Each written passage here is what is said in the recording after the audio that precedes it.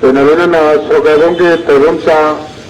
koi Manipur Police ta Tabu Kabudu Pasama koi Isumanga Giwali Baja Purani Matilam Tanu Punda Sari aduga lambu de Sapiru koi Kutubu Nasu koi Angangul Patra Pula Pata Koli Palestine Kawaga Samaga Kuntapure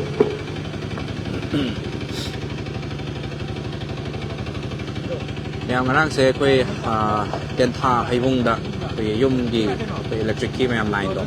adagi mai horok padagi mai na tum chak khabai mung adugi tengbang oina odi se like minded group koi symmetry si so team member oi biwa aduga lewa club lamding na so koi lambi sida lakbiwa achalo awok sing dagi angam anga balupa manga dor so tara dor so mateng niri aduga imung manung tentha haibung da leiba imung manung masigi koina caption da so hapsa bane me amna ba GPA number of so hapsai imung manung sigi ada number size da mayam so tengbang pang biwa ya na ba haidana yam masina su koi lewa gi su president oi bani do like minded group ki su secretary oi biraga kanna chen chong na tawjari bane yam ba kamai taw na mayam na mateng pang birak pa se lising tranga yo ready hai kamai tawre tang hai keno to bune khoi gi ngarang si yum mai chai na khoi si fire brigade chakhi pung kya da no mai chak pa se pung om ga makhai adu da chakpani do khoi si da fire brigade chakhi bidi khoi gi pung mari khare hem do adi mayam nungdil lungdoram da adi mathang nung paw long na kan di photo thar kan di yum tum na chakpagi adum uba adi ai yam tun changjali changjam badagi video nungyo lawre lawbadagi di hek halak baga khoi gi mic laikai gi mic se masida club gi mic ji pangkhalaga admai tawbuni tawba kan da ngarang lumdang pung mapan makai aina laujabasi pung khoi gi taruk ka khoi gi kaino amuk admaina kaino tawbuni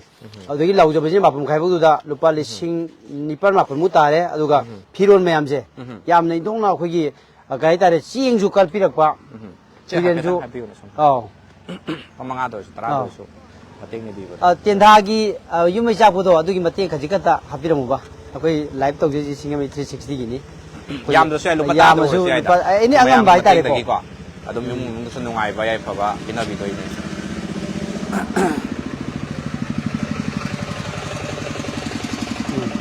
thank you lupa yam hapira me nipu yam nungai jare yam makha ta biyo kamai mai ho adagi di moi mai si kamai do electric short circuit dagi ni ai aduga akoi gi kaino tawba akoi gi moi je lau su ba dagi di kamai tawge da yumung ji mi nei da ba macha nupa ani leiba du ju chana gi ba aduna imung ji da soloi lon sa labni na manung di chak pu ya ba akoi gi chaga akoi gi last da akoi gas pokhai rak pa dagi di yum mai chak ba gi ni akoi live tawje ji singami 360 gi ni yam nungai je angam mateng pangbo huji lising 35 cross tawre aduna akoi gi mic si da lawi aduga lewa gi di humanity service to humanity si yamna toire chathai aduna yam manipur gi seng na habda miyam sina khoi manipur da wana throk matam tengbang bina mi se sing song wala ani kari gino da khoi gi seng na habda khoi budi hoi mayam gi seban ha kha chik tana budi khangi kana gum khara di mayam gi seba ga tawjara roi manipur miyam sing gyan ta dre aduga akhoi na khona jari ba khara sai sida penbi da na khoi appreciate tau bi ba mi hota mi na khona jari se samna ha yam ba se yum da tum ga nuai lei ba kai na sai ni manipur da khwai gi thau lei de club si akhoi gi lewa ni na re kai gi na ga koi ji pi na bu da sagi oi joi thak thi ba mi hota mayam gi seba tau ba manipur da tang ge hai ta tang yam tang sing mayam lei thak ba ya ba sing yei lei te do adu gum mani aduna ngasai gi khoi ji adumai achi ga ta na te kun thi ju sa ba mayam gi seba adu adum chana ko mase khoi lei traga di kana na mo singa ko ni huji yum du tumna chae imung du mai nu pina wanda langna re lupa lak aba makhai du bandan du chak bo horen lei ju le rangoni madu uba adi sana chaiba adi amata lobu ya bam tu lei kanam ta changkhal lamteng pangraba nate lewa lamding akhoi simai chesi laksara samaina adagi LMG na ngasai lising kun lama pangjeru re lising kun piru re lising kun piru re ching bora amaga adagi blanket na chingba piru re huji kat pi ngarang jo khoi lumdang je ningam dani na ngarang si akhoi gi phi bora ani ga ising thang na ba adagi kano akhoi kano blanket na jingba adagi thau kari ki je tawre hujik mayam na kapira ko se yam akhoi gi lupa akhoi singmei 3C su humanity fund an tongan semjaba ne ko akhoi na sum program sum namjaba doi da mayam na sum mateng pangbirak pa hai tare humanity fund je akhoi su samna ha lewa lambi na to biri ba LMG na to jari se matung inja boina humanity fund ji hoji 10500 lei 10500 sidagi 500 akhoi singmei 3C humanity fund gi mai dagi yam boina ko nazari ba sai mateng pangjaram ge yani ko yam ngai jai tane yam na mayam na dum public ta dum irak kadoi ni maram di kenara changwa lei bu dagi chamnga cha humanity fund je ningon chakau bada akhoi okto da lakba mayam adagi bhara maduda akhoi jati bijati khaide akhoi lilonggi sinau singju adumai tawna tawbi aduna singamai 360 gi humanity fund gi mai dagi lupa samga amasu laaga lewa lamdingda pibirare masigi damak singamai 360 gi ajitpu amasu magi party loinana singamai 360 ai saju advisor obani hanana थागतरी यामा सेनफम जिमा तौकराम न सिना दोने इमुंग मनुंग दा अखोई नुंगिन दा चकनी अखोई गी लैकाई गी मयाम अखोई नुपी अंगांग मयाम अखोई गी अदमाय तौना चटकनी अदो यामा मयाम दगी सुम समना हारबदा अखोई गी यारे यारे कनो तौ ओ फरे फरे अदो मयाम दा सुम समना हारबदा अवाना तारबा सिंगी तेंबांग नी बसे पब्लिक ना गा सुम हराव हराव पिरैब्रा नत्रगना अखोई गी पिनिंग दबो सि तुम यावरो कमाय कमाय अखोई लैकाई गी ओरो नि ngang je bor lai khurungum ni sida tawri je chieng pore phanek pore inna phi pore adi paisa pore masida ngarang ji mi sum yeng halu sine ke lai bano do thau thum hanga ngarang ju maro lam thilu rabani mai balap thau mai thale yum je loi chakram ni ne na cha tum re pura 99% da chieng ji akhoi si phau je pura bora ama pibi ru yawi chieng ji adi mu manu loi sina gi doi ne se loi sina doi si punna akhoi khaido ga som da phi ji indong na yang re ahan ba C ma'am जो कोई पुल्ल पुल्लगा कोई थम्मी बा बस फजरे सी सुम हम की रोज लोई चाखरम ने तो वो अंत ले होते मोय बु मोय मसादा ले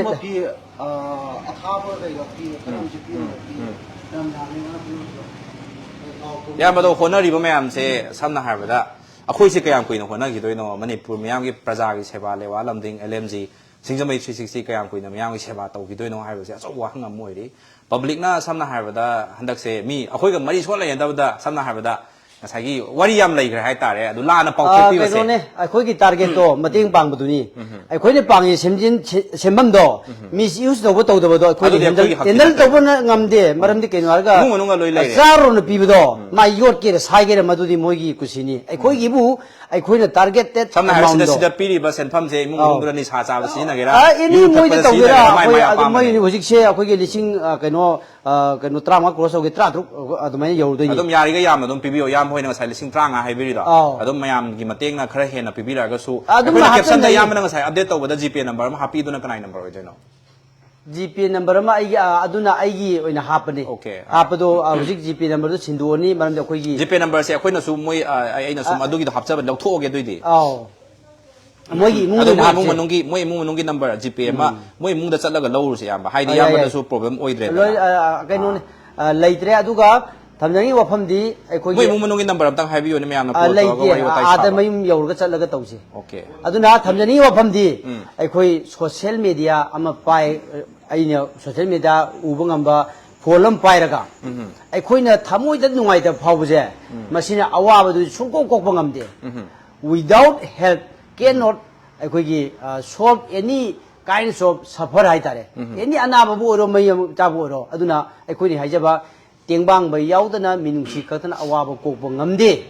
maram aduna akhoi angam angam mateng pangba aduga tengbang base masigi culture jina akhoi hingminaba nungsinaba gi duni akhoi na yaifare haraga akhoi yaifagada banate maram aduna wari badu da changhlaga mateng pangwa targadi man is social animal haibadu oigani maram aduna miyoi bagi marakta rajniti apikpa akhoi gi kaino miyeng sambal aduga jati gi kaino apikpa sambal aduga wi dharma gi sambal jina khari adubu social media na haiba jingdo loina namghairaga ngasidi awabam taba kanda lak humfu gi mathak ena tabagi history leire kuntha kul le du myam tagre maram aduna haibi imung si akhoi yamna wai adubu loina yawi asa daw kai gesu aduna haibi imung se akhoi magi loina setup tawbuda lak taret nipan changani adubu mi lak amana lupa tara tara pibada lupa lakh tara oiba aduna hojik ingjaba ningamdajida any sinanaba yaba pose moida kaimta leide brush dagi colgate dagi thonaba thagnaba leinaba phamung kangdol amatta loina tumna chakre paramaduna lamdamasti leibiriba aikhoi club ti oina leiba adu yausung sport khakta tawraga leiba club to club nate kwaidagi club ta kwaidagi phaba miyoibagi service kwaidagi phabase humanity service ni ꯌꯥꯝꯕꯗꯣ ꯃꯌꯥꯝꯅ ꯁꯨꯝ ꯍꯪꯕꯤꯔꯛꯏꯁꯦ ꯑꯩꯈꯣꯏꯒꯤ ꯒꯚꯔꯟꯃꯦꯟꯠꯀꯤ ꯃꯥꯏꯀꯩꯗꯒꯤꯗꯤ ꯃꯇꯦꯡꯗꯤ ꯄꯥꯡꯍꯜꯂꯔꯣꯏꯗ꯭ꯔꯥ ꯍꯥꯏ local ꯑꯦꯝ.ꯑꯦꯜ.ꯑꯦꯅꯒ ꯄ꯭ꯔꯙꯥꯟꯅ ꯖꯤꯂꯥ ꯄꯔꯤꯁꯠꯅꯒꯗꯤ ꯀꯩ ꯀꯩ ꯃꯇꯦꯡ ꯄꯥꯡꯈꯤꯕ ꯑꯩꯈꯣꯏꯒꯤ ꯒ꯭ꯔꯨꯞꯁꯤ ꯁꯨꯃꯥꯏꯅ ꯇꯧꯕꯅꯤ ꯑꯩꯈꯣꯏ ꯒꯣꯔꯃꯦꯟꯠꯒꯤ ꯄꯣꯂꯤꯁꯤ ꯂꯩꯕ ꯂꯩꯇꯕ ꯈꯪꯗꯦ ꯑꯩꯈꯣꯏ ꯃꯤꯉꯣꯟꯗ ꯀꯔꯤꯝꯇ ꯆꯩꯖꯗꯦ ꯑꯦꯝ.ꯑꯦꯜ.ꯑꯦꯗꯁꯨ ꯆꯩꯔꯣꯏ ꯑꯃꯗꯁꯨ ꯆꯩꯔꯣꯏ ꯄꯥꯡꯐꯝ ꯊꯣꯛꯄꯗꯣ ꯄꯥꯡꯉꯦ ꯄꯥꯡꯐꯝ ꯊꯣꯛꯇꯕꯗꯣ ꯑꯩꯈꯣꯏ ꯃꯥꯏ ꯃꯥꯒꯤ ꯙꯔꯃꯅꯤ ꯊꯃꯣꯏꯅꯤ ꯋꯥꯈꯜꯅꯤ ꯈꯜꯂꯒ ꯂꯩ ꯑꯗꯨꯕꯨ ꯑꯩꯅ ꯁꯨꯝ ꯈꯟꯕꯗ ꯑꯩꯈꯣꯏ ꯐꯅꯌꯥꯝ ꯄꯥꯡꯒꯗꯧꯕ ꯃꯥꯜꯂꯤ ꯁꯝꯅ ꯑꯌꯨꯛ ꯑꯉꯟꯕꯗ 10,000 ꯑꯃ LMGꯒꯤ ꯁꯥꯏꯠꯇꯩ ꯄꯤꯔꯨꯔꯦ ꯑꯗꯨ ꯍꯧꯖꯤꯛꯁꯦ ꯁꯤꯁꯨ 13,000 ꯑꯗꯨꯝ ꯑꯩꯈꯣꯏ ꯌꯧꯍꯜꯂꯅꯤ ꯑꯗꯨꯝ ꯌꯥꯝꯃꯤꯉꯩ ꯑꯗꯨꯝ ꯄꯤꯕꯤꯁꯦ ꯌꯥꯝ ꯑꯗꯨꯝ ꯄꯤꯔꯅꯤ ꯑꯗꯨꯒ ꯆꯦꯡꯗ ꯂꯩꯔꯤꯁꯤ ꯆꯦꯡꯁꯤ KG 200 ꯒꯨꯝꯕ ꯑꯣꯏꯗꯤ ꯐꯧ ꯃꯣꯜ ꯑꯃ ꯑꯗꯨꯃꯥꯏꯅ ꯍꯧꯖꯤꯛ ꯑꯩꯈꯣꯏ ꯀꯩꯅꯣ ꯂꯣꯏꯅ ꯁꯤꯗꯤ ꯀꯔꯝ ꯀꯥꯟ ꯊꯤꯟꯅꯦ ꯊꯤꯟꯕꯩꯗꯤ ꯁꯤ ꯉꯁꯤ ꯅꯨꯡꯊꯤꯟ ꯊꯤꯟꯗꯣꯏꯅꯦ ꯄꯨꯂꯞ ꯅꯨꯡꯊꯤꯟ ꯄꯨꯡ 1:30 ꯑꯩꯈꯣꯏꯒꯤ ꯒꯥꯔꯤ ꯃꯌꯥꯝ ꯑꯩꯈꯣꯏꯒꯤ ꯏꯃꯥ ꯏꯕꯦꯟ ꯃꯌꯥꯝ ꯇꯧꯔꯒ ꯐꯤꯔꯣꯟꯁꯤ ꯄꯥꯏꯕ ꯈꯣꯠꯄ ꯇꯧꯔꯒ ꯂꯣꯏꯅ ꯊꯤꯟꯕ ꯆꯠꯂꯨꯗꯣꯏꯅꯤ ꯑꯗꯨꯅ ꯑꯩꯈꯣꯏ ꯃꯅꯤꯄꯨꯔꯗ ꯂꯩꯕ ꯃꯌꯥꯝꯅ ꯑꯩꯈꯣꯏꯒꯤ ꯅꯦꯒꯦꯇꯤꯚ ꯊꯣꯠ ꯍꯥꯏꯗꯅ ꯑꯃꯈꯛ ꯂꯩ ꯃꯤꯑꯣꯏꯕꯗ ꯅꯦꯒꯦꯇꯤꯚ ꯊꯣꯠ ꯍꯥꯏꯕꯁꯤ ꯀꯔꯤꯅꯣ ꯍꯥꯏꯔꯒ ꯂꯥꯟꯅ ꯈꯟꯕ ꯀꯃꯥꯏꯅ ꯇꯧꯔꯤꯕꯨ ꯄꯩꯁꯥꯁꯤ ꯃꯤꯒꯤ ꯃꯇꯦꯡ ꯄꯥꯡꯕꯕꯨ ꯐꯣꯇꯣ ꯀꯥꯞꯄꯤ ꯑꯐꯕ ꯊꯕꯛꯇꯤ ꯐꯣꯇꯣ ꯀꯥꯞꯀꯦꯔꯥ ꯀꯥꯞꯄꯣꯏꯔꯥ ꯂꯣꯟꯒꯦꯔꯥ ꯐꯣꯒꯦꯔꯥ ꯃꯇꯧ ꯇꯝꯅ ꯍꯟꯒꯗꯕꯅꯤ ꯅꯝꯕꯔ 4 ꯆꯥꯔꯤꯁꯤꯕꯨ ꯂꯣꯟꯅ ꯆꯥꯕꯗꯤ ꯐꯕ꯭ꯔꯣ ꯐꯠꯇꯕꯗꯤ ꯂꯣꯟꯅ ꯇꯧꯒꯦꯔꯥ ꯐꯣꯟꯅ ꯇꯧꯒꯦꯔꯥ ꯐꯠꯇ꯭ꯔꯦ ꯃꯔꯝ ꯑꯗꯨꯅ ꯑꯐꯕꯗꯤ ꯐꯣꯇꯣ ꯀꯥꯞꯀꯦꯔꯥ ꯀꯥꯞꯄꯣꯏꯔꯥ ꯑꯗꯨꯃꯥꯏꯅ ꯂꯣꯏꯅ ꯐꯕ ꯉꯥꯛꯇꯅꯤ ꯌꯥꯝꯕ ꯃꯥꯒꯤ ꯌꯨꯝꯗ ꯆꯠꯂꯨꯔꯒꯅꯦ ꯀꯃꯥꯏ ꯀꯃꯥꯏ ꯆꯥꯛꯄꯅꯣ ꯈꯣꯠꯄꯅꯣ ꯑꯗꯨꯒ ꯁꯦꯟꯐꯝ ꯃꯌꯥꯝꯁꯨ ꯃꯩ ꯆꯥꯛꯄꯗ ꯌꯥꯎꯈ꯭ꯔꯦ ꯍꯥꯏꯀꯣ ꯑꯗꯣ ꯃꯌꯥꯝꯗ ꯑꯝꯇꯪ ꯌꯦꯡꯍꯟꯃꯤꯟꯅꯔꯨꯁꯤꯅꯦ ꯁꯤ ꯀꯩꯅꯣꯗ ꯑꯗꯨꯝ ꯍꯥꯞꯄꯤꯔꯣ ꯃꯥꯏꯛꯇꯨ ꯑꯗꯨꯝ ꯋꯥꯔꯤ ꯁꯥ ꯆꯠꯂꯁꯤ ꯁꯤꯗꯒꯤ ꯀꯌꯥꯝ ꯁꯥꯡꯅ ꯁꯤꯗꯤ ꯀꯤꯂꯣꯃꯤꯇꯔ ꯀꯩꯅꯣ ꯑꯩꯈꯣꯏꯒꯤ 2-3 ꯑꯗꯨꯃꯥꯏꯅ ꯆꯠꯂꯦ ꯄꯩꯁꯥꯁꯤꯗꯤ ꯑꯗꯨꯝ ꯄꯨꯔꯛꯀꯗꯣꯏꯔꯥ ꯀꯩꯅꯣ ꯄꯩꯁꯥꯁꯦ ꯁꯤ ꯂꯣꯏꯅ ꯀꯩꯅꯣ ꯂꯣꯏꯅ ꯑꯗꯨꯝ ꯃꯌꯥꯝꯅ ꯄꯥꯡꯕꯤꯔꯛꯄꯁꯤꯡ ꯂꯨꯄꯥ 5 10 ꯑꯗꯨꯝ ꯂꯧꯁꯟꯕꯤꯌꯣ ꯑꯗꯨꯗꯨꯒ ꯍꯦꯟꯅ ꯄꯥꯡꯉꯤꯈꯩ ꯀ꯭ꯂꯕꯀꯤꯁꯨ ꯃꯥꯏꯅꯤ ꯃꯌꯥꯝꯒꯤꯁꯨ ꯃꯥꯏꯅꯤ ꯑꯗꯣ ꯀꯣꯝꯄꯥꯛꯁꯦ ꯑꯗꯨꯝ ꯊꯅꯝꯃꯗꯣꯏꯔꯥ ꯄꯨꯔꯛꯀꯗꯣꯏꯔꯣ ꯁꯤꯗ ꯑꯗꯨꯝ ꯍꯥꯞꯆꯜꯂꯒꯦ ꯍꯥꯞꯆꯜꯂꯣ ꯁꯤ ꯍꯥꯞꯆꯜꯂꯣ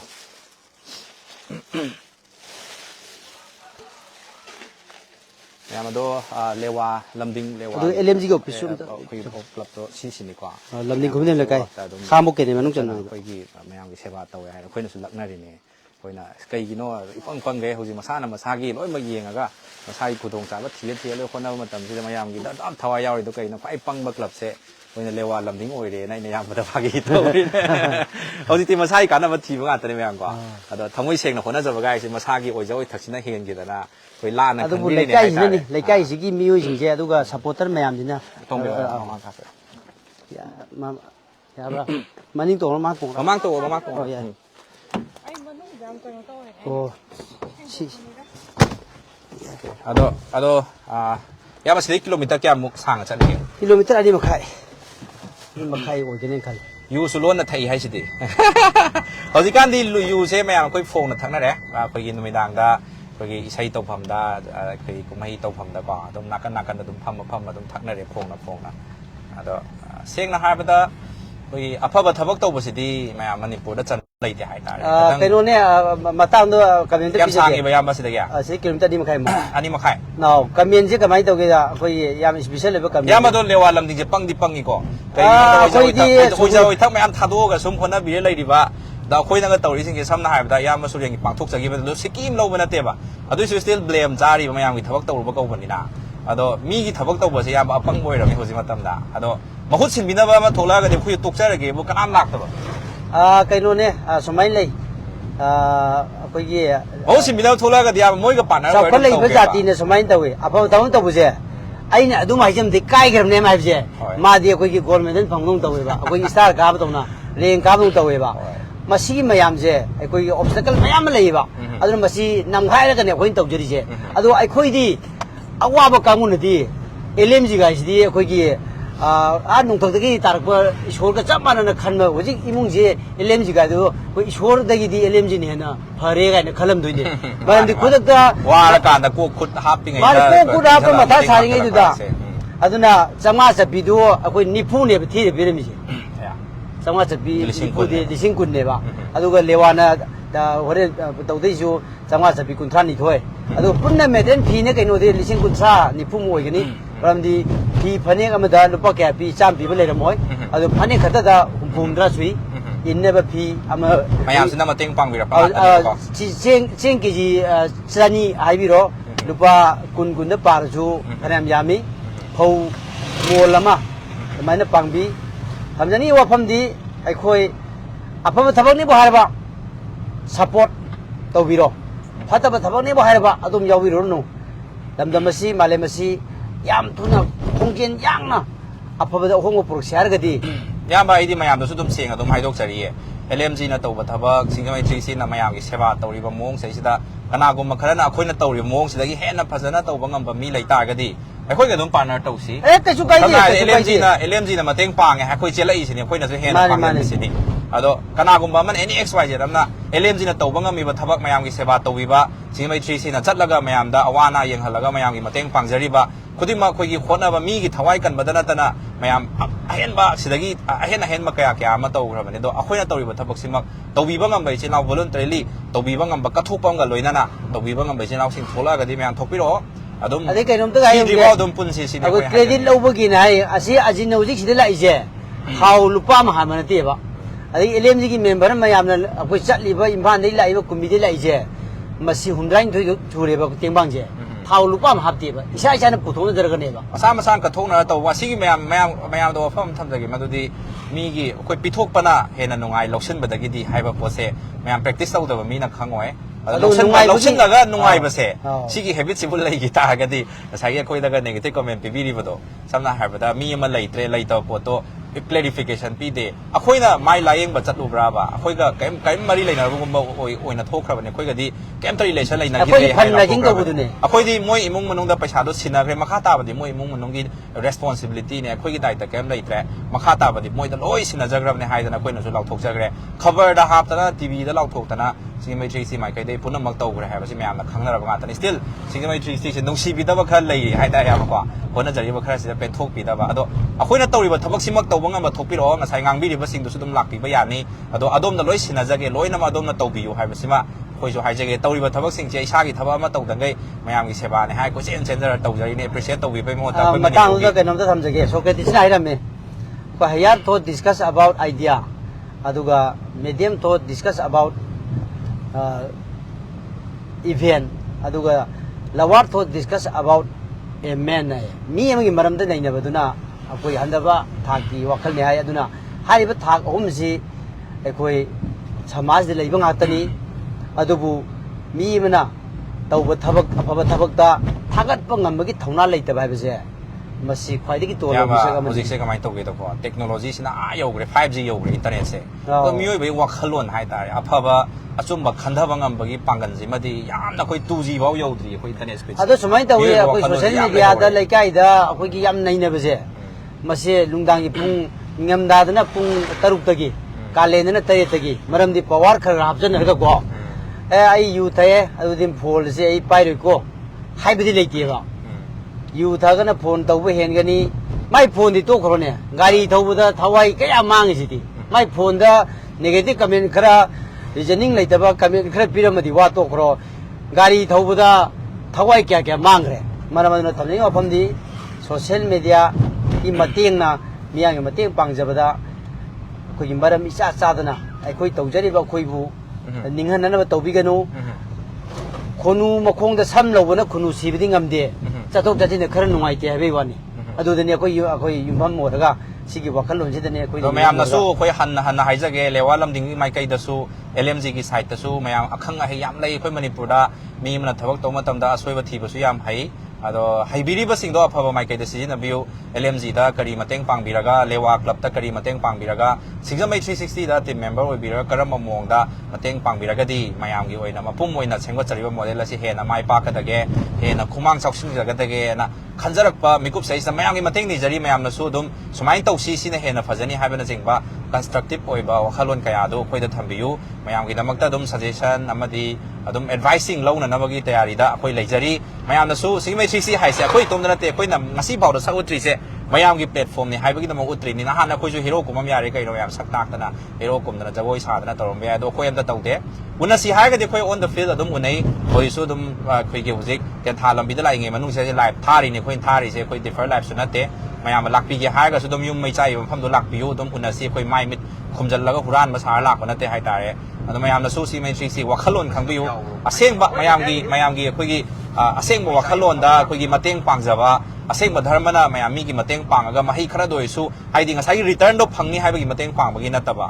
คุยมายามนะอับมันมาเต็งปังนะว่าขลุ่นจะช่วยได้หลักกันนี่ให้ว่าขลุ่นแต่ซีเมนทรีซีนั่งก็ซีเขาก็ได้เอาว่านาสิงLMG กีมาเต็งกันเลยนั่นเลยว่าลำจิงกีมาเต็งกันเลยนั่นอัตโตปมายามคุยกีเอาว่านามาเต็งปังไปด้วยมายามสิกับปุ่นแล้วก็เล็บตัวนั้นมาเต็งปังจรีಅದು ngangzari ba ikha ki decision sunati apun magi decision ni mayam na handak ki any case ama strategic move ama any move am lakon tam da koi advisor mayam leiri ado advisor mayam si ki mating ga loina na so koi na move kaya ama lowi hai basim masu mayam ne hena khangbiri ado singmetric si hai sidi mayam gi apun mani mayam na thaja biragadi adum support to bio thaja biragadi emen gi yum da or so na tragana live thari pham am da oi ta su ngak tang oi lak bio dong gi thaja da ba do verify tong na ba gi tan ja ama soidana pizage mayam da so hanjan dum hai nei koi na mayam gi mang da koi sabak phak pa ya da wari hai bam lei social media ni mayam paijari se koi na mayam gi ba platform ni amma gi so oi ba ya de amma gi so oi ba ya de koi na ngasai whistle blower oi da na mi gi phatta ba ma tak law chin la man tai do sini sina maram oi ga si to bani hai ba gi photo ai koi na law thok ba gi right su lei te hai ta re adu da na mayam koi gi di amma su ya na ba amma su ya na ba sa sa bani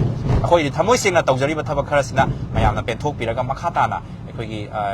makha ta na mayam gi mateng ga loina na manipur miyam wa ra ba awana ta ra ba mayam sing asi makha ta na mateng pang ja ba support tok ja ba mayam yeng biri ba mayam si de yum da yem bira ba yai pirwai ba le do yum bi bi hab je ge oi mayam yeng biri mayam si kana gu makha di office ki mafam da leram ba yai private office ki mafam da leram ba yai adom gi business ki mafam da leram ba yai kana gu makha na yum da koi hip pa ga pham ma ga bothari nge manung da leram ba yai ado akhoi na sasari si de field da ni mayam ta seng na asem ba field experience to khoi na sasari ni akhoi na tawri ba sumai na tawba ngam ba any xyz amai chil na ma adum akhoi gi support oi biyo pangal oi biyo thona ha biyo akhoi sing matrix si lak pi daga kamai na mateng pang si ge mayam gi ba pun ma platform se sa akhoi gi su sumai na content ama hamningi kamai tau si ge hai matang do tana biro akhoi gi mai kai digi thong lau na hang do na thamjari hai ba si ma su mayam gi pham se dang si tanja se se law ga ma haijari si thong hilan do ra lan ba ya ga do ye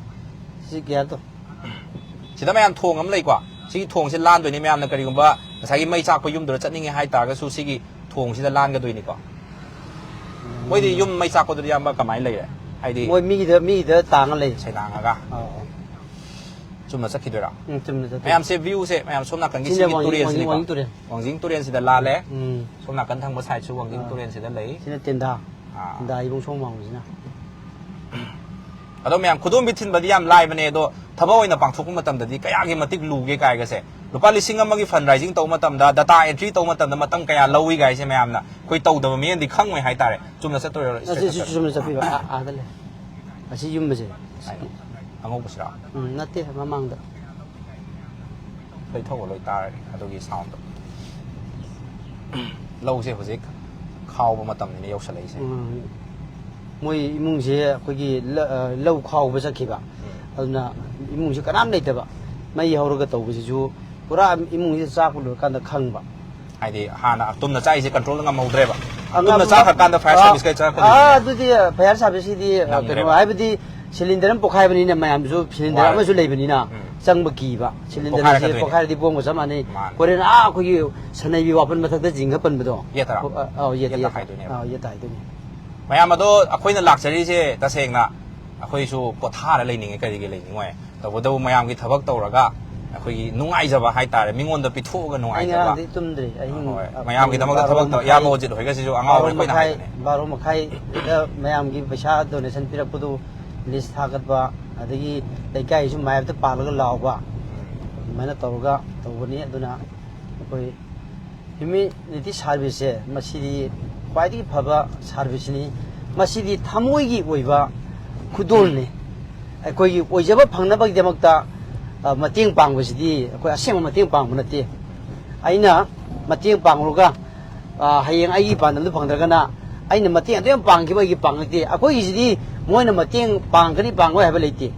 ꯑꯩꯈꯣꯏ ꯄꯥꯡꯉꯁꯨ ꯌꯥꯏ ꯄꯥꯡꯉꯛꯇ꯭ꯔꯁꯨ ꯌꯥꯏ ꯁꯤꯗ ꯂꯩꯔꯦ ꯁꯤꯗꯣꯏꯗꯅꯦꯕ ꯁꯤ ꯈꯥꯝꯃꯒꯦ ꯒꯥꯔꯤ ꯂꯥꯎꯋꯦꯀꯣ ꯒꯥꯔꯤ ꯂꯥꯎꯋꯦ ꯑꯗꯨ ꯂꯥꯛꯑꯃꯁꯨ ꯈꯤꯇꯪ ꯃꯇꯥꯏ ꯇꯧꯒꯅꯤ ꯕ꯭ꯔꯦꯛ ꯂꯥꯎ ꯉꯥ ꯈꯥꯝꯃꯁꯤ ꯈꯥꯝꯃꯁꯤ ꯑꯗꯨꯝ ꯑꯌꯥꯝꯕ ꯃꯄꯥꯟ ꯊꯣꯛꯄꯤꯔꯣ khitangnya sai torom je moi hek la yengasi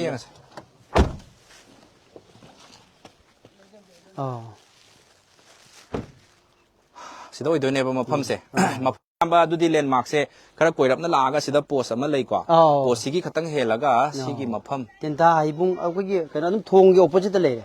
thong la thorok opposite okay sigi yum se oidoi ba si yum ji ado thangna badadi alarm se kana na han haidi yum mai chai haiju kana na han paw di pirakhi ge angang macha sing yung han nam tang una jage moi gi keno do ibi ma do asom da leben tra sigi jem te onam gi ji keno je paisa mai chai ha no karai no paisa ji bank taga chatlaga haidi handok pa ya ro kya paisa ja som pura mane ko percentage to ha sida le ya percentage to kya am chak no do kana na pa ga o ya ya aje piro so hazare na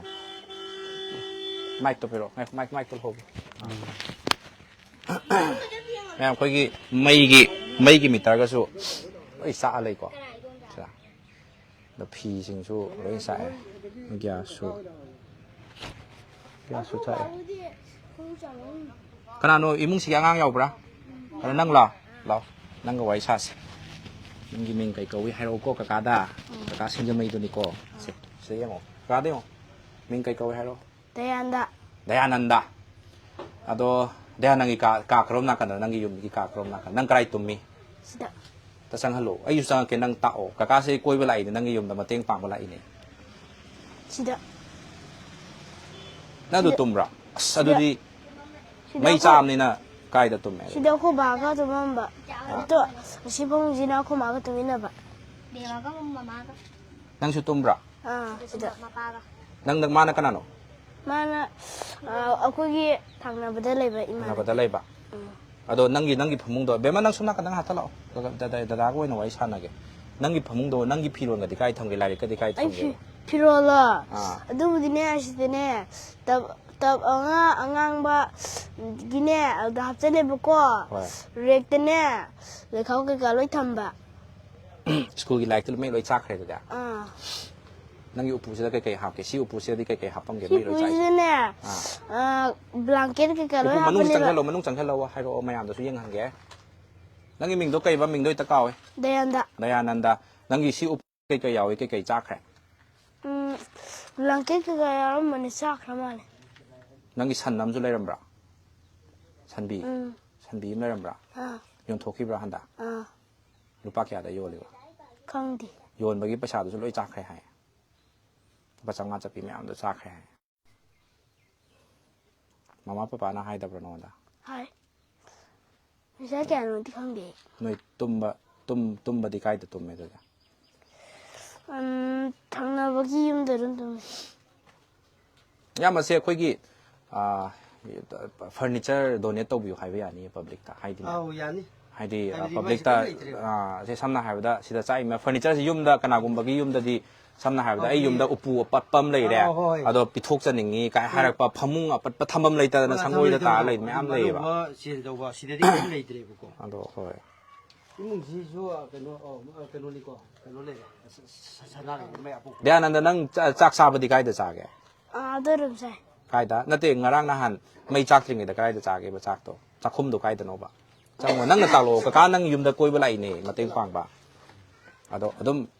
nang na sum aingon da tak pa do dum ha yo ba dayananda na sida rum sai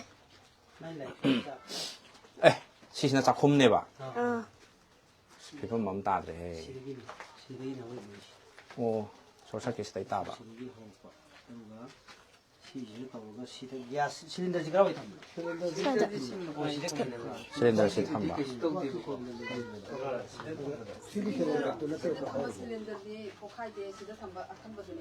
कहीं तो भी हो आई वारी साव नियम हम तंग छा से बको मैं हम सु ममा मपा अंगांग सिगी दयानंद ममा नत्रो लाकपिरो दयानंद लयु को नंगी डाइट टेबल माले सिदा साइ से डाइट टेबल ला लाइक ती क्लास क्या कारगे class 2 kare nangi si lai khai se haipetang hang do ni nangi boy kai ka yaw bo sing si mayam da yeng han se ne nangi boy kai ka yaw ke isa e si dia yo ne class 2 gini class 2 gira te class 1 ni class 2 gi khrosh de นั่งไล่สิหลังไล่เข้าสุดไอ้ใจดูสกูลที่ก็ไม่ชัดตัวบอยไกลๆไล่ไม่เอาสิไอ้จ้านี่นะ ซาโรยนะพี่ละมีมาใส่บุตร ไล่พี่ละแม่โอ้ จูชูไม่หินดีดอดูก็ตั้งไงเลย เราทั่วโลกเนี่ยไกลๆตัวปะไอ้ดิเจี๊ยจังรู้ว่าไกลๆยาวก็ดูยังหัวเหรอยุ่งดิปตาไกลๆก็ได้ซักไปยาวครับบ่ซักไปยาวครับบ่ปตาสุซักไปยาวครับบ่มามั่งกี่เดือนนิ่งเทมปุกีวิตตัววิโดอ่ะคนน่ะสมัยสิดูประเด็นเนี่ยปตาตัวยาวเลยละมีดาวอย่างไอ้คนน่ะชวนไอ้คนน่ะเทงน้องตั้มนั่นน่ะกว่ามุ่ยน่ะปตาสิมั่งเลยนะทีเลยอ่ะนั่นคือพลาสติกกันโนกีข่าวใช่สิดาหาประมาณลังกบพลาสติกบาสเกตโตเรียกตัวโอ้ยเรียกตัวเนี่ยบ่เรียกมาตรงนี้จะหาปะเนี่ยบ่นั่นบอยก็ใช้อิเล็กทริซิตี้ก็ไม่กันอะไรก็ปีตกตาเลยแค่นั้นเดี๋ยวนั้นนั่งบอยก็ใช้ที่ก็ไม่นะก็ปีตกตาเลยเนี่ยสกูลกี่ดอก คุณน่ะดูพี่ละไม่รวยมากหินดีกี่ดูก็ตั้งว่าเลยฮาร์ม สกูลกี่เดรสที่ สกุลเดรสสูรวยมากพี่ละไม่ โอ้จะทัดจะไม่ลามบ่ลองตาบ่กะ เอาที่พี่ละไม่ นั่งร่างเดียมกับโปรไม่จักปะแก กับเต้ นุป้านี่นัดเนี่ยเทงนักดับนี่นัดเนี่ยนุป้านี่ คาร์นุ่งไงตัว น้อยตัวนั่งเดรสไม่อ้ำเลยจักแค่เดรสไม่อ้ำที่ไม่อ้ำนั่นมาเต็งปังบีรักโปรนั่งซีเดรสเสียโลนั่งเดรสหาปูปูดูสุไม่จักแค่ไลค์ป้าบกิเตเบิลสุไม่จักแค่พมุงสุสิไม่จักแค่สกูลกี่กันลามบ่ สกุลเงี้ยรวยมากลามเลยดูงารังน่ะคุยซีอย่างบลักตัวน่ะมิสอันนี้รำบะ นั่งสกูลมามิ่งโดมตั้งไฮโอแต่นั่นตะกี้ NK student foundation เต็นท่าให้บุ้งกว่าอะดูไล่ที่ก็ไม่ตกตาเลยสิดิเดี๋ยวเราจะเป็นใจเลยตัว ที่พี่ทำบะมาด้วยนะ ที่พี่สุจักครับ 어떻게 아시다 요มันได้แซ่อาชิมาควายมันนิงดาย ศมาadaเลยไปยศเสก อาชิจินไลฟ์ปั๊ม โอ้อะดูอิมุงมันนุ่งกี่จุ่ม GP number ตั้งปีบีอยู่ไม่ยามนะangambaเต็งบังสมปังหันเสบะโอ้ยอะดูไม่ยามได้สมnumber ตัวให้พี่โรไอ้กันตัวเจ๊นี่เขาก็8787 42 59 48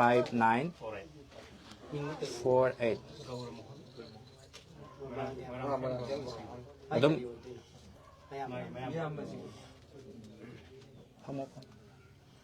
Mari sa gitu. Nang macam mana berjaya nanda kanak-kanak no. Inaw piyong ka. Inaw pi kray no. Yan pi na nang suwa. Inaw pi di maming kay kawi. Nangalay na. Mangalay makawa. Mo lang thêm kay boss. Kaura mohon.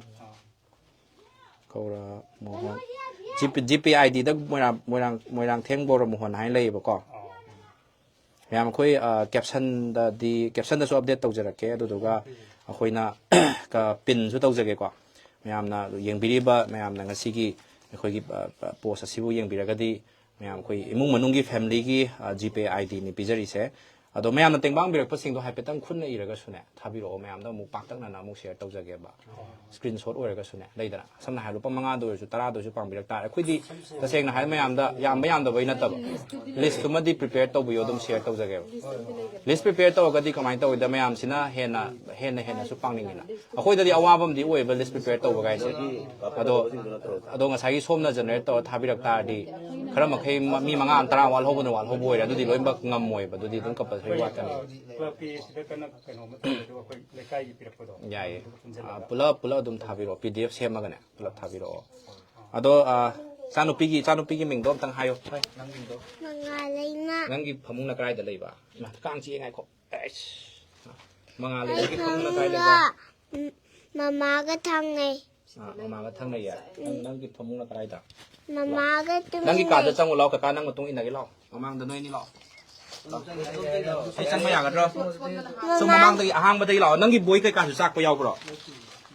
จะมาม่าก็ต้องมีในไอดีเดี๋ยวนั่นตัวเรามังเราไอ้ฉันก็จะไม่นอนนี่มาม่าก็ต้องมีในนั่งตีบไม่จักก็ต้องตียังหันลงแม่อันตรายอยู่ใครจะเนาะ ꯃꯃꯥꯒꯅꯦ ꯑꯩꯒꯅꯦ ꯇꯨꯃꯤꯟꯅꯕ ꯀꯥꯏꯗ ꯇꯨꯝꯕ ꯃꯃꯥꯒꯤ ꯐꯔꯝꯗ ꯑꯗꯨꯝ ꯊꯤꯜꯂꯣ ꯌꯥꯝ ꯀꯟꯗꯤ ꯆꯪꯉꯨꯔꯣ ꯅꯜꯂꯛꯀꯅꯤ ꯅꯪ ꯌꯨꯝꯁꯤꯅ ꯑꯁꯤꯗ ꯑꯣ ꯑꯁꯤ ꯀꯥꯆꯤꯟꯁꯦ ꯇꯨꯝꯕ ꯑꯗꯩ ꯇꯨꯝꯕꯒꯤ ꯐꯃꯨꯡꯁꯦ ꯂꯣꯏ ꯆꯥꯛꯈ꯭ꯔꯕ ꯉꯔꯥꯡꯗꯤ ꯀꯥꯏꯗ ꯇꯨꯝꯕ ꯉꯔꯥꯡꯅꯣ ꯆꯦꯇꯟꯅꯨ ꯍꯣꯏꯗ ꯆꯦꯇꯟꯅꯨꯗꯤ ꯀꯔꯣꯝ ꯅꯥꯀꯟꯗꯅꯣ ꯁꯤꯗꯒꯤ ꯀꯌꯥꯝ ꯂꯥꯞꯀꯦ ꯁꯤꯗꯩꯔꯣ ꯌꯥꯝ ꯀꯟꯅ ꯂꯥꯞꯇꯦ ꯑꯗꯣ ꯅꯪ ꯁ꯭ꯀꯨꯜꯗꯤ ꯀ꯭ꯂꯥꯁ ꯀꯌꯥ ꯀꯥꯔꯒꯦ ꯀ꯭ꯂꯥꯁꯂꯣ ꯀ꯭ꯂꯥꯁ 1 ꯀ꯭ꯂꯥꯁ 1 ꯀꯩ ꯁ꯭ꯀꯨꯜ ꯇꯝꯕ KG1 kay school tamba NKꯗ ꯑꯗꯣ ꯅꯪ ꯉꯔꯥꯡ ꯌꯨꯝ ꯅꯪꯒꯤ ꯐꯃꯨꯡ ꯀꯩꯀꯥ ꯃꯩ ꯆꯥꯛꯄ ꯎꯕꯗ ꯀꯞꯄ꯭ꯔꯣ ꯉꯔꯥꯡ ꯀꯞꯄꯤ ꯀꯞꯄꯦ ꯅꯪ ꯄꯥꯏ ꯁꯣꯗꯅ ꯀꯩ ꯎꯄꯨ ꯁꯣꯅꯣ ꯁꯤꯔꯣ ꯑꯃꯁꯤꯒꯤ ꯃꯤꯡꯖꯦꯟꯒꯤꯗꯣ ꯅꯪ ꯃꯤꯡꯁꯦꯟꯒꯤ ꯎꯄꯨꯗꯨꯗꯤ ꯂꯣꯏꯅꯃꯛ ꯃꯩ ꯆꯥꯛꯈ꯭ꯔꯒ ꯑꯗꯨꯒꯅꯦ ꯑꯩ ꯁꯥꯟꯅꯅꯕꯅꯤ ꯄꯥꯏꯁꯟꯗ ꯁꯥꯟꯅꯅꯕꯩ ꯄꯥꯏꯁꯟꯗ ꯑꯗꯣ ꯀꯀꯥ ꯍꯣꯏꯅꯒ ꯃꯌꯥꯝꯅꯒ ꯁꯨꯝ ꯎꯄꯨꯒꯁꯦ ꯑꯍꯟꯕ ꯅꯠꯇ꯭ꯔꯒꯁꯨ ꯏꯆꯥꯒꯤ ꯁꯨꯃꯥꯏꯅ ꯆꯥꯛꯈꯤꯕ ꯎꯄꯨꯗꯨꯒꯨꯝꯕ ꯆꯞ ꯃꯥꯟꯅꯕ ꯅꯠꯇ꯭ꯔꯒꯁꯨ ꯑꯇꯣꯞꯄ ꯑꯅꯧ ꯑꯅꯧꯕ ꯃꯌꯥꯝ ꯑꯃ ꯄꯤꯕꯤꯔꯗꯤ ꯌꯥꯝ ꯅꯨꯡꯉꯥꯏꯅꯤꯀꯣ ꯃꯌꯥꯝꯅꯒꯀꯣ ꯅꯨꯡꯉꯥꯏꯅꯤꯀꯣ ꯐꯃꯨꯡꯁꯨ ꯃꯩ ꯆꯥꯛꯈ꯭ꯔꯦ ꯌꯨꯝꯁꯨ ꯃꯩ ꯆꯥꯛꯈ꯭ꯔꯦ ꯖꯤꯡꯒꯔꯁꯨ ꯃꯩ ꯆꯥꯛꯈ꯭ꯔꯦ ꯑꯗꯩꯗꯤ ꯂꯥꯇꯦꯟꯁꯨ ꯃꯩ ꯆꯥꯛꯈ꯭ꯔꯦ ꯇꯦꯕꯜ ꯃꯩ ꯆꯥꯛꯈ꯭ꯔꯦ ꯑꯗꯣ ꯃꯌꯥꯝꯅꯒꯁꯨ ꯃꯇꯦꯡ ꯈꯔ ꯄꯥꯡꯉꯒꯗꯤ ꯏꯆꯥꯊꯣꯏꯕꯤ ꯍꯔꯥꯎꯒꯗ꯭ꯔꯥ ꯍꯔꯥꯎꯅꯤꯀꯣ ꯁꯥꯔꯣꯏꯅꯁꯨꯅꯦ ꯂꯩꯈꯥꯎꯈꯩꯁꯨ ꯄꯤꯔꯝꯃꯦ ꯂꯩꯈꯥꯎꯈꯩ ꯄꯤꯔꯝꯃꯦ ꯑꯗꯣ ꯅꯪ ꯎꯄꯨꯁꯨ ꯃꯩ ꯂꯣꯏ ꯆꯥꯛꯑꯦ ꯌꯦꯡꯉꯣꯅꯦ ꯎꯄꯨꯁꯦ ꯅꯪ ꯐꯤꯔꯣꯟꯗꯤ ꯀꯥꯏ ꯍꯥꯞꯅꯤ ꯁꯤꯗꯤ ꯐꯤꯔꯣꯜꯂꯣ ꯗꯥꯗꯨ ꯃꯣꯏꯗꯅꯦ ꯑꯗꯨꯝ ꯄꯨꯜꯂꯦ ꯑꯗꯣ ꯍꯧꯖꯤꯛꯇꯤ ꯅꯪꯒꯤ ꯑꯣꯏꯕ ꯎꯄꯨꯗꯤ ꯑꯝꯇ ꯂꯩꯇ꯭ꯔꯕꯅꯤꯅ ꯍꯧꯖꯤꯛ ꯋꯥꯗꯣꯔꯦꯕ ꯑꯗꯨꯗꯣ ꯆꯦꯇꯟ ꯍꯣꯏꯗꯅꯦ ꯆꯦꯇꯟ ꯍꯣꯏꯗꯗꯤ ꯅꯪꯒꯤ ꯃꯌꯥꯝ ꯂꯩꯌꯦꯕ ꯅꯠꯇ꯭ꯔꯥ ꯆꯦꯇꯟ ꯍꯣꯏꯗꯅꯦ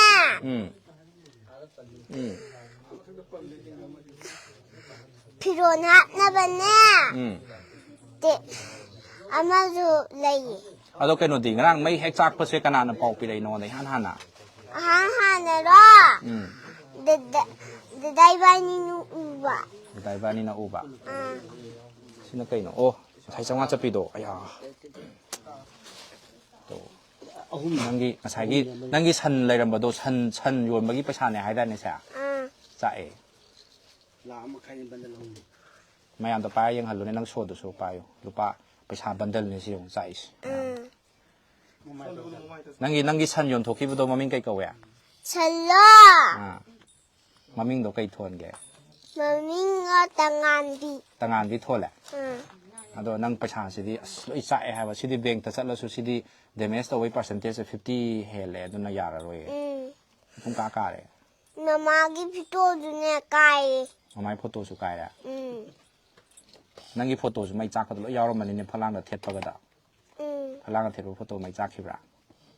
ꯅꯪ ꯏꯍꯥꯟ ꯍꯥꯟꯅ ꯌꯨꯝ ꯃꯩ ꯆꯥꯛꯄ ꯎꯕꯗꯨꯗ ꯏꯁꯥꯗ ꯀꯩ ꯐꯥꯎꯏ ꯉꯔꯥꯡꯗꯣ ꯀꯞꯅꯤꯡꯕ ꯐꯥꯎꯏ ꯃꯌꯥꯝꯅꯒ ꯃꯩ ꯀꯟꯕꯗꯨꯗꯤ ꯎꯄꯥꯏ ꯂꯩꯇ꯭ꯔꯦ ꯉꯔꯥꯡꯗꯤ ꯒ꯭ꯌꯥꯁꯁꯨ ꯇꯧꯔ ꯃꯩ ꯄꯣꯛꯈꯥꯏꯕꯗꯩ ꯑꯥꯗ ꯋꯥ ꯃꯊꯛꯇ ꯖꯤꯡꯒꯔꯁꯨ ꯂꯣꯏ ꯄꯜ ꯂꯩꯔꯦ ꯃꯩ ꯄꯣꯛꯈꯥꯏꯔꯒ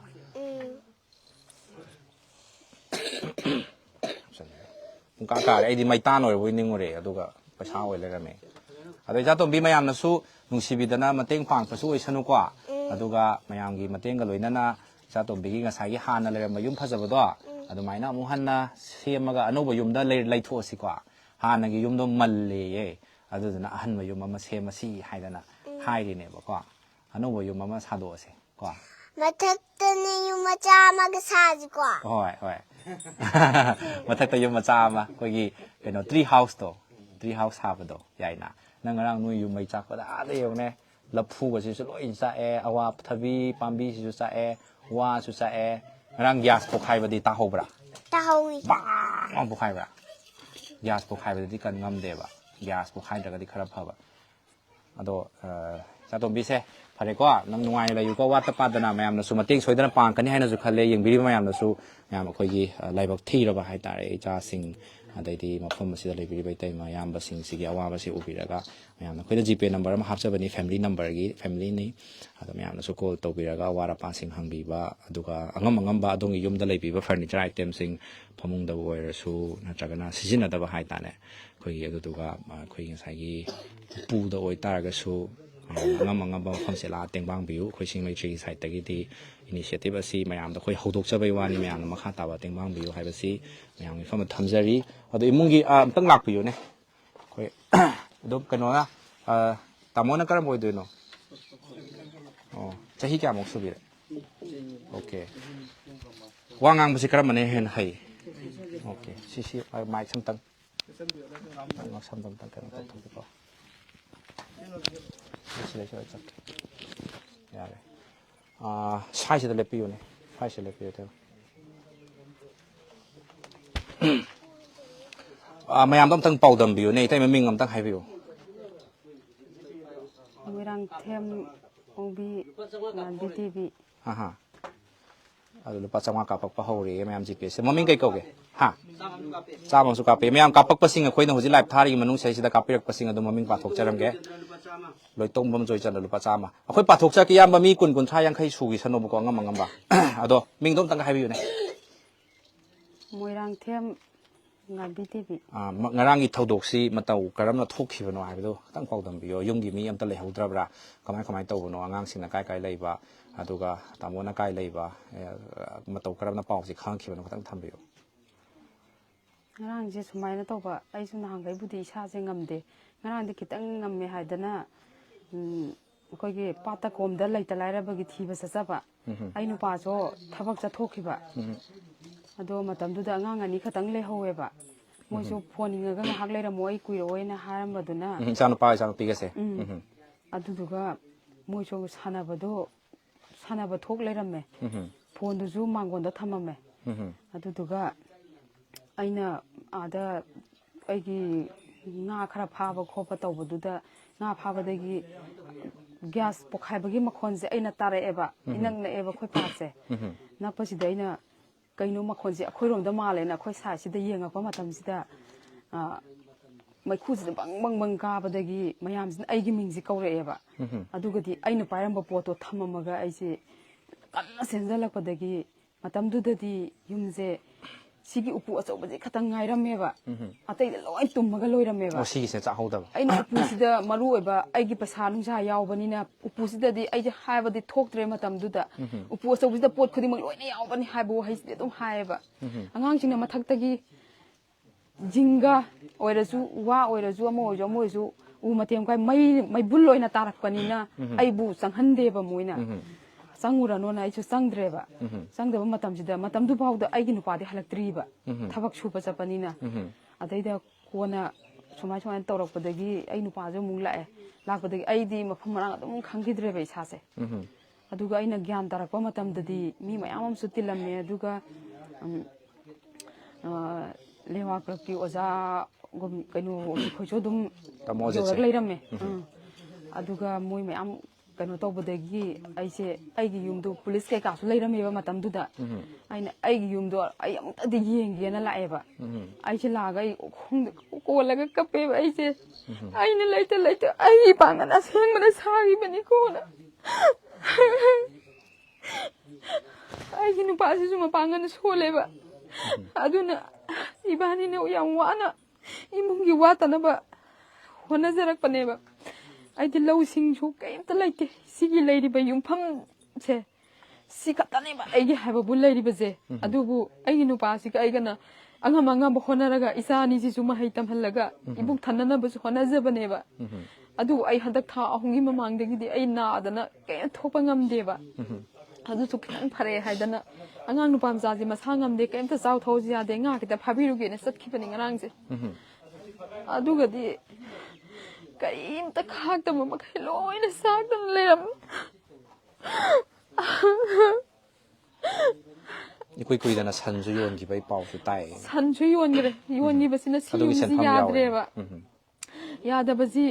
chiyumje kitang doi jo semjalaji na khoina khalakpa adai ogen khara su loige ai su subano mangamdrabani na karbar do kitang sautho hange na adu mum du khara thadage na su muk chu khanba yumji ju khara semjal hoge na khanba ai ji mayam da haijan manate aseng ma thamoi go oiba wani aduga paisa dagi kari dagi sana cho mayam yaugre ai gi phiron charon so suki mati aina tek chung sajadana chum laijayeba laijabadu su kari gombi posak amo phau bola khoba ngamdre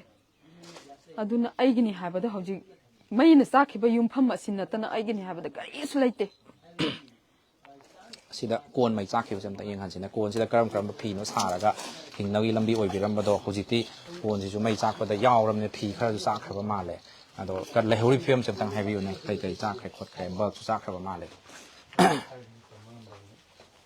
ꯑꯩꯗꯤ ꯀꯣꯟꯁꯨ ꯂꯩꯖꯕ ꯉꯝꯗꯕꯅꯤꯅ ꯁꯤꯒꯤ ꯌꯣꯡꯐꯝ ꯃꯆꯥꯁꯤꯗ ꯇꯦꯛ ꯇꯦꯛ ꯁꯥꯖꯔꯒ ꯁꯨꯝ ꯑꯩꯒꯤ ꯅꯨꯄꯥꯒꯤ ꯃꯇꯦꯡ ꯄꯥꯡꯕ ꯉꯝꯅꯕ ꯍꯣꯠꯅꯖꯩ ꯑꯗꯒꯤ ꯑꯣꯛ ꯈꯔ ꯁꯟ ꯈꯔ ꯁꯨꯃꯥꯏꯅ ꯇꯧꯔꯒ ꯑꯗꯨꯝ ꯂꯣꯏꯔꯒ ꯑꯩꯒꯤ ꯍꯤꯡꯅꯅꯕ ꯏꯆꯥ ꯁꯦꯝꯕ ꯉꯝꯅꯕ ꯑꯩ ꯍꯣꯠꯅꯖꯕꯅꯤ ꯑꯗꯨꯗꯒꯤ ꯈꯪꯗꯦ ꯑꯩ ꯀꯔꯤ ꯍꯥꯏꯒꯗꯕꯅꯣ ꯈꯪꯗꯦ ꯑꯩꯉꯣꯟꯗ ꯉꯁꯤ ꯊꯣꯛꯏꯕ ꯁꯨꯃꯥꯏꯅ ꯀꯅꯥꯝꯇꯒꯤ ꯃꯐꯝꯗ ꯑꯩ ꯁꯨꯃꯥꯏꯅ ꯆꯥꯛꯄ ꯃꯩꯆꯥꯛ ꯊꯣꯛꯍꯟꯅꯤꯡꯗꯦ ꯑꯃꯨꯛ ꯍꯟꯅꯁꯨ ꯊꯣꯛꯇꯕꯁꯨ ꯑꯣꯏꯁꯅꯨ ꯑꯗꯨꯒ ꯚꯤꯗꯤꯑꯣꯁꯤꯕꯨ ꯌꯦꯡꯕꯤꯔꯤꯕ ꯃꯤꯄꯨꯝ ꯈꯨꯗꯤꯡꯃꯛꯅ ꯑꯩꯒꯤ ꯑꯋꯥꯕꯕꯨ ꯎꯕꯤꯗꯨꯅ ꯑꯩꯒꯤ ꯃꯥꯡꯈ꯭ꯔꯕ ꯇꯥꯈ꯭ꯔꯕ ꯌꯨꯝꯐꯝ ꯑꯁꯤꯕꯨ ꯏꯃꯥ ꯏꯆꯥꯗꯤ ꯂꯩꯐꯝ ꯌꯨꯝ ꯃꯆꯥ ꯑꯃꯇ ꯑꯣꯏꯔꯁꯨ ꯁꯥꯕ ꯉꯝꯅꯅꯕꯒꯤꯗꯃꯛ ꯉꯝꯖꯕ ꯂꯨꯄꯥ 5-10 ꯑꯣꯏꯔꯁꯨ ꯃꯇꯦꯡ ꯄꯥꯡꯕꯤꯌꯨ ꯍꯥꯏꯗꯨꯅ ꯃꯌꯥꯝꯒꯤ ꯃꯐꯝꯗ ꯏꯀꯣꯛꯅꯅ ꯑꯩꯅ ꯈꯨꯔꯨꯝꯖꯔꯤ ꯇꯦꯡꯃꯗꯣ ꯁꯦꯡꯅ ꯍꯥꯏꯕꯗ ꯃꯌꯥꯝꯅꯁꯨ ꯁꯨꯝ ꯍꯧꯖꯤꯛꯁꯦ ꯇꯦꯡꯕꯥꯡꯕꯤꯔꯛꯑꯦ ꯍꯥꯏ ꯑꯌꯥꯝꯕ ꯂꯤꯁꯇꯨꯁꯨ ꯈꯤꯇꯪ ꯃꯌꯥꯝꯗ ꯃꯤ 10-20 ꯁꯨꯕꯗꯣ ꯍꯥꯏꯐꯦꯠꯇꯪ ꯁꯨꯝ ꯄꯥꯊꯣꯛꯃꯤꯟꯅꯁꯦ ꯇ꯭ꯔꯥꯟꯖꯦꯛꯁꯟ ꯍꯤꯁꯇ꯭ꯔꯤꯗꯣ ꯑꯝꯇꯪ ꯃꯌꯥꯝꯅꯁꯨ ꯁꯨꯝ ꯑꯉꯝꯕ ꯂꯨꯄꯥ 100 ꯍꯥꯞꯄꯛꯄ 50 ꯍꯥꯞꯄꯛꯄ 10 ꯍꯥꯞꯄꯛꯄ ꯌꯥꯎꯔꯤꯌꯦ ꯑꯗꯣ ꯑꯩꯈꯣꯏ ꯆꯤꯡꯃꯩ ꯃꯥꯏꯀꯩꯗꯒꯤꯁꯨ ꯑꯩꯈꯣꯏꯒꯤ ꯍ꯭ꯌꯨꯃꯦꯅꯤꯇꯤ ꯐꯟꯗꯨꯅ ꯂꯩ ꯌꯥꯝꯕ ꯅꯠꯇꯦ ꯑꯩꯈꯣꯏ ꯕꯦꯂꯦꯟꯁꯇꯒꯤ ꯂꯨꯄꯥ 500 ꯈꯛꯇꯪ ꯑꯩꯈꯣꯏ ꯏꯇꯩꯃꯒꯤ ꯃꯐꯝꯁꯤꯗ ꯃꯇꯦꯡ ꯑꯣꯏꯅꯕ ꯑꯗꯨꯅ ꯍꯥꯞꯆꯕꯅꯤ ꯑꯗꯣ ꯃꯌꯥꯝꯅꯁꯨ ꯑꯗꯨꯝ ꯑꯉꯝꯕ ꯇꯦꯡꯕꯥꯡ ꯄꯥꯡꯕꯤꯔꯛꯀꯅꯤ ꯍꯥꯏꯅ ꯈꯟꯖꯩ ट्रांजेक्शन हिस्ट्री कयादई होदोनो आरबी मैं कोई कापीरक सेंफम सिंह मैं आमदा दुम पाथोकचगे कोई RB ओइनामना लुपा 50 कापीरगी ओकेंद्रजीत सोराई समना लुपा 50 Joseph मार्थेमना लुपा 50 Thokchom केनीना लुपा 100 new life ना 111 इनाउबा मेतै ना लुपा 200 अदुगा लेप्तना मैं हापिरईको लाइटोंजम जयचंद्र लुपा 100 विश्वनाथ याम्बे लुपा 100 होजिक अखोइना पिन तौजरीबा अखोइगी जीपे नंबर सेसिदा मयामना मिनुंगसी लेना इमुंग असिगी अवाबा तारिंग मनुंग सेसिदा मबुंग अमा ओइरी मनाव मौपा अमा अखोइ अमा लेरी मचल अमा लेरी हाइबगी मयामना पाम्बोम तिंबिरकपगी मयाम ममीनी सिदैसा उखंजरिबा सिंगसी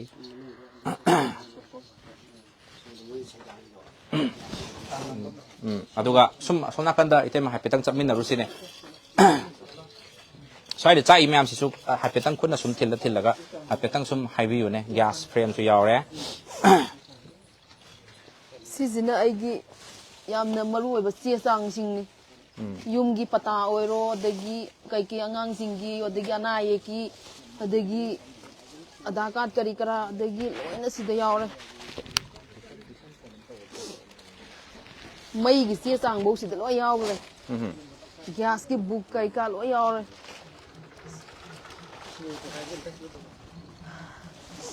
सिजी कांगहन्ने सिना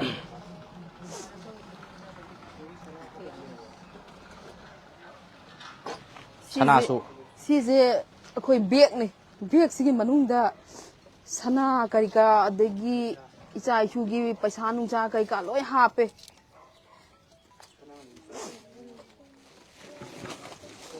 मोबाइल सु चाक पे यावरे को मोबाइल जो चाइ मोबाइल अहुम चाइ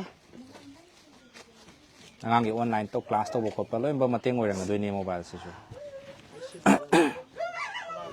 सीने सिलेंडर पोखाइ रिजे सीने सिलेंडर पोखाइबा सीने उपु मनुंगदा थंबा कोंपांग कई पोचै कई हापगा थंबने सिंह हापगी ब्राइट को सीने ब्राइट सेटेक्स दु मनुंगदा लोइ लेहौरे कोन सिसु मेसिन सिसु पुरा मैना इख्रा मालेने सीजना ब्लैंकेट दबन गिदुनी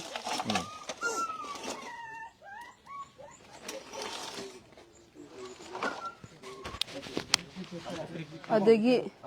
प्रीपेड की मीटर जिसु चाए तो इलेक्ट्रिक तगी हौबो ओइबनिना लोइ चाए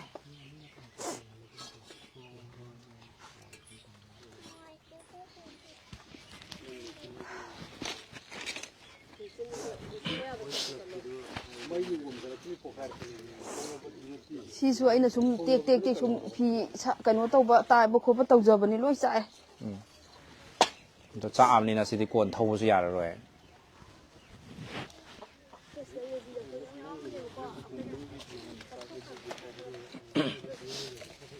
Sisu hada ningon zakauba karida hapirako mayam yami loi chae. Firongi wadi paidana leire loina chae to. ꯎꯄꯨ ꯃꯅꯨꯡꯗ ꯌꯥꯎꯕ ꯃꯌꯥꯝꯗꯨꯅꯦꯕ ꯃꯅꯨꯡꯗ ꯌꯥꯎꯕ ꯃꯌꯥꯝꯗꯨ ꯑꯉꯥꯡꯒꯤ ꯐꯤꯔꯣꯜ ꯀꯩꯀꯥꯁꯨ ꯂꯣꯏ ꯌꯥꯎꯈ꯭ꯔꯕ ꯑꯗꯨꯅ ꯖꯝꯕꯣ ꯑꯆꯧꯕ ꯑꯃꯒꯤ ꯃꯅꯨꯡꯗ ꯂꯣꯏ ꯍꯥꯞꯄꯦ ꯄꯨꯂꯞ ꯆꯥꯛꯈꯤꯕ ꯒ꯭ꯌꯥꯁꯅ ꯆꯥꯛꯄꯅꯤꯅ ꯀꯟꯕꯁꯨ ꯉꯝꯗꯕꯅꯤꯅ ꯇꯧꯔꯤꯁꯦ ꯑꯗꯒꯤ ꯁꯤꯒꯁꯤꯁꯨ ꯒ꯭ꯌꯥꯁ ꯅꯝꯕꯔ 1 ꯃꯩ ꯆꯥꯛ ꯇꯥꯔꯗꯤ ꯒ꯭ꯌꯥꯁ ꯍꯥꯟꯅ ꯆꯤꯡꯊꯣꯛꯄꯤꯒꯗꯕꯅꯦꯕ ꯂꯨꯍꯣꯡꯉꯛꯄꯗ ꯍꯥꯞꯄꯛꯄ ꯀꯩꯅꯣꯅꯤ ꯄꯨꯔꯥ ꯁꯦꯠꯅꯤ ꯁꯤꯁꯦ ꯂꯣꯏ ꯆꯥꯛꯑꯦ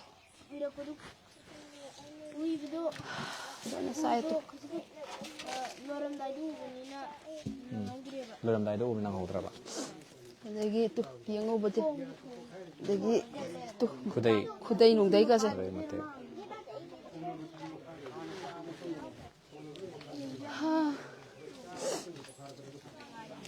ꯎꯄꯨ ꯃꯅꯨꯡꯗ ꯊꯝꯕ ꯐꯤꯔꯣꯟ ꯑꯉꯧꯕꯅꯤ ꯀꯥꯡꯍꯟ ꯑꯉꯧꯕ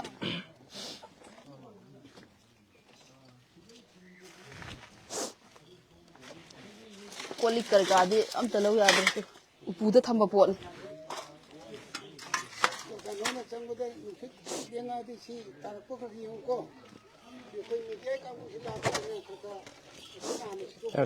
ꯁꯤ ꯑꯝꯇ ꯌꯦꯡꯍꯟꯕꯤꯔꯣ ꯑꯉꯥꯡꯒꯤ ꯐꯣꯇꯣ ꯌꯥꯝ ꯅꯨꯡꯁꯤꯕꯁꯨ ꯆꯥꯛꯄ ꯃꯥꯜꯂꯦ ꯅꯪꯒꯤ ꯐꯣꯇꯣꯔꯥ ꯐꯣꯇꯣꯁꯨ ꯆꯥꯛꯑꯦ ꯑꯉꯥꯡ ꯆꯥꯎꯝꯕꯒꯤ ꯕꯥꯔꯊ ꯁꯥꯔꯇꯤꯐꯤꯀꯦꯠꯀꯁꯨ ꯌꯥꯎꯔꯤ ꯁꯤꯁꯤꯗ ꯑꯉꯥꯡ ꯅꯨꯄꯤ ꯃꯆꯥꯒꯤ ꯕꯥꯔꯊ ꯁꯥꯔꯇꯤꯐꯤꯀꯦꯠ ꯗꯌꯥꯅꯟꯗ ꯄꯤꯛꯏꯉꯩꯒꯤ ꯑꯣꯏꯗꯣꯏꯅꯦꯕ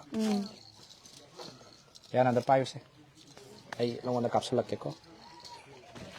ꯅꯪ ꯄꯥꯏꯔꯛꯑꯣ ꯌꯦꯡꯍꯜꯂꯛꯑꯣ ꯃꯌꯥꯝꯗ ꯅꯪꯅ ꯄꯤꯛꯏꯉꯩ ꯐꯣꯇꯣ ꯆꯥꯛꯈ꯭ꯔꯦꯗꯣ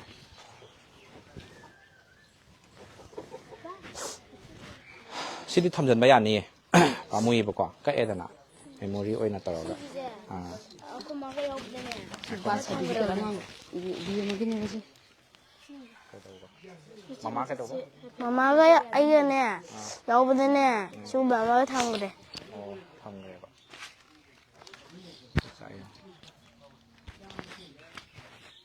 ꯑꯗꯣ ꯗꯌꯥꯅꯟꯗꯅ ꯃꯌꯥꯝꯅꯒ ꯁꯨꯝ ꯗꯌꯥꯅꯟꯗꯒꯤ ꯉꯁꯥꯏꯒꯤ ꯅꯣꯏꯒꯤ ꯀꯀꯥꯒꯤ ꯅꯝꯕꯔ ꯑꯃ ꯄꯤꯕꯗꯣ ꯑꯩꯈꯣꯏꯅ ꯐꯣꯟ ꯅꯝꯕꯔ ꯑꯃ ꯑꯗꯩꯗ ꯃꯌꯥꯝꯅꯒ ꯑꯉꯝꯕ ꯈꯔ ꯉꯁꯥꯏꯒꯤ ꯁꯦꯜ ꯈꯇꯪ ꯗꯣꯅꯦꯠ ꯇꯧꯕꯤꯔꯛꯑꯒ ꯃꯇꯦꯡ ꯄꯥꯡꯕꯤꯔꯒꯗꯤ ꯗꯌꯥꯅꯟꯗꯒꯤ ꯌꯨꯝ ꯐꯖꯕ ꯑꯃ ꯁꯥꯕ ꯌꯥꯔꯅꯤꯀꯣ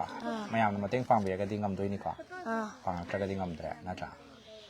ꯑꯗꯣ ꯁ꯭ꯀꯨꯜꯁꯨ ꯀꯥꯕ ꯉꯝꯃꯅꯤ ꯅꯪ ꯁ꯭ꯀꯨꯜ ꯌꯨꯅꯤꯐꯣꯔꯝꯗꯤ ꯀꯃꯥꯏꯅ ꯇꯧꯗꯣꯏꯕ ꯃꯩ ꯂꯣꯏ ꯆꯥꯛꯈ꯭ꯔꯕꯅꯤꯅ ꯃꯣꯏꯅ ꯄꯤꯔꯛꯄꯗꯨ ꯑꯗꯨꯝ ꯁꯦꯠꯂꯒ ꯆꯠꯂꯅꯤ ꯃꯣꯏꯅꯁꯨ ꯗ꯭ꯔꯦꯁ ꯄꯤꯔꯛꯄꯗ ꯌꯥꯎꯕ꯭ꯔꯥ ꯌꯥꯎꯋꯦ ꯑꯣꯀꯦ ꯈꯪꯒꯥꯎ ꯈꯣꯡꯎꯞ ꯀꯩꯀꯥꯗꯤ ꯃꯣꯖꯥ ꯀꯩꯀꯥ ꯈꯣꯡ ꯀꯩꯀꯥ ꯂꯣꯏ ꯄꯤꯔꯛꯑꯦ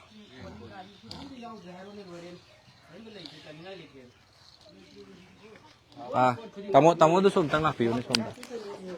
ꯁꯨꯝ ꯌꯥꯝ ꯀꯥ ꯍꯦꯟꯅꯗꯤ ꯆꯪꯉꯒꯨꯝꯁꯦꯕꯀꯣ ꯁꯤꯗ ꯑꯉꯥꯡꯒꯤ ꯕꯥꯔꯊ ꯁꯥꯔꯇꯤꯐꯤꯀꯦꯠ ꯀꯩꯀꯥ ꯑꯃ ꯂꯩꯍꯧꯕꯗꯣ ꯑꯗꯨꯁꯨ ꯑꯗꯨꯝ ꯊꯝꯕꯤꯌꯨ ꯅꯝꯕꯔ ꯀꯩꯀꯥꯗꯤ ꯌꯥꯎꯔꯤꯕ ꯁꯤ ꯑꯝꯇꯪ ꯆꯪꯍꯟꯕꯤꯔꯛꯑꯣꯅꯦ ꯌꯥꯝ ꯃꯤꯡꯗꯣ ꯑꯝꯇꯪ ꯍꯥꯏꯕꯤꯌꯨ ꯃꯌꯥꯝ ꯑꯩ ꯃꯣꯏꯔꯥꯡꯊꯦꯝ ꯁꯅꯥ ꯉꯔꯥꯡꯒꯤ ꯊꯧꯗꯣꯛ ꯊꯣꯛꯄ ꯃꯇꯝꯁꯤꯗ ꯑꯌꯥꯝꯕꯁꯦ ꯀꯗꯥꯏꯗ ꯂꯩꯕꯤ ꯍꯥꯏꯗꯤ ꯊꯕꯛ ꯃꯐꯝꯁꯦ ꯀꯗꯥꯏꯗ ꯁꯨꯔꯒ ꯑꯩꯁꯤ ꯂꯩꯕꯤꯕ ꯊꯕꯛ ꯁꯤ ꯃꯅꯤꯡ ꯈꯔ ꯂꯥꯞꯄꯦ ꯃꯅꯤꯡ ꯀꯥꯏꯗ ꯍꯩꯒꯨꯡ ꯃꯅꯤꯡ ꯂꯩꯀꯥꯏ ꯃꯅꯤꯡꯗ ꯑꯗꯣ ꯍꯥꯏꯗꯤ ꯄꯥꯎꯁꯤꯗꯤ ꯄꯨꯡ ꯀꯌꯥꯗ ꯀꯅꯥꯅ ꯍꯥꯏꯔꯛꯄꯗꯒꯤ ꯄꯥꯎꯁꯦ ꯈꯪꯉꯤ ꯄꯥꯎꯁꯤꯗꯤ ꯃꯅꯤꯡꯒꯤ ꯒꯤꯒꯦ ꯆꯥꯎꯕꯅ ꯄꯤꯔꯛꯄꯅꯦꯕ ꯑꯗ ꯑꯗꯨꯗꯤ ꯃꯣꯏꯅ ꯂꯣꯏꯔꯀꯥꯟꯗ ꯄꯤꯔꯛꯑꯦ ꯑꯩꯈꯣꯏꯗꯤ ꯁꯤꯂꯤꯟꯗꯔ ꯄꯣꯈꯥꯏꯕꯁꯨ ꯇꯥꯍꯧꯗ꯭ꯔꯦꯕ ꯊꯕꯛ ꯁꯨꯔꯤꯉꯩꯗ ꯑꯗꯨꯒ ꯄꯥꯎꯁꯦ ꯄꯤꯔꯛꯄꯒ ꯑꯩꯗꯤ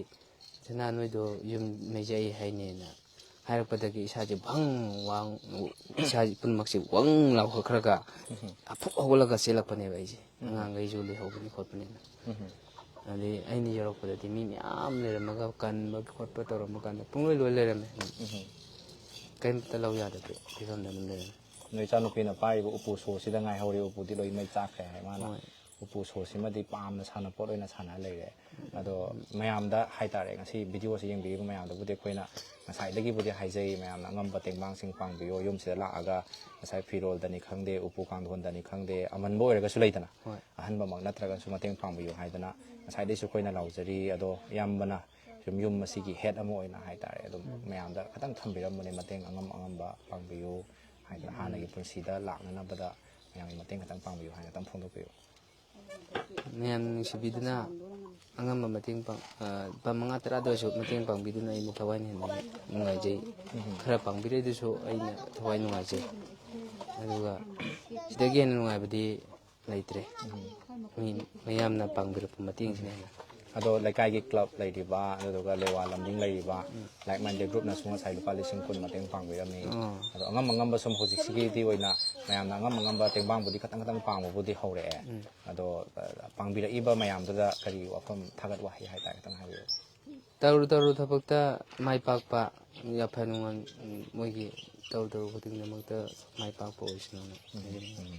ꯌꯥꯝ ꯅꯨꯡꯉꯥꯏꯔꯦ ꯑꯗꯣ ꯉꯁꯤꯒꯤ ꯃꯌꯥꯝ ꯑꯩꯈꯣꯏꯅ ꯁꯨꯝ ꯁꯤꯡꯃꯩꯇ꯭ꯔꯤꯁꯤꯅ ꯉꯁꯤ ꯂꯥꯛꯆꯔꯤꯕ ꯃꯐꯝ ꯑꯁꯤ ꯑꯦꯗ꯭ꯔꯦꯁꯇ ꯃꯐꯝ ꯀꯩꯕ